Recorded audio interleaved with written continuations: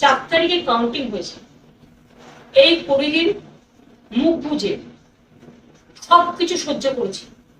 শুধু আমি নয়, বাংলার মানুষ, তৃণমূল কংগ্রেস কর্মীরা যারা রাষ্ট্রীয় সন্ত্রাসের বলি হয়েছেন, 12 জন মানুষ মারা গেছেন, খুন হয়েছেন, আত্মহত্যা করতে বাধ্য হয়েছেন, সবাইকে জোর করে পদত্যাগপত্র লিখিয়ে নেওয়া হচ্ছে, ইলেকটেড বডিগুলোকে কাজ করতে দেওয়া হচ্ছে না।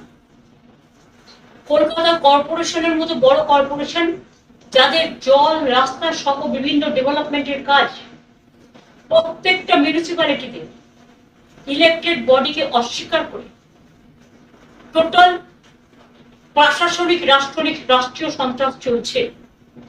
আমিও একদিন প্রশাসন চালিয়ে এসেছি, আমি জানি প্রশাসনের কি কাজ, দলের কি কাজ, আর উন্নয়নমূলক বোর্ডগুলোর কি কাজ।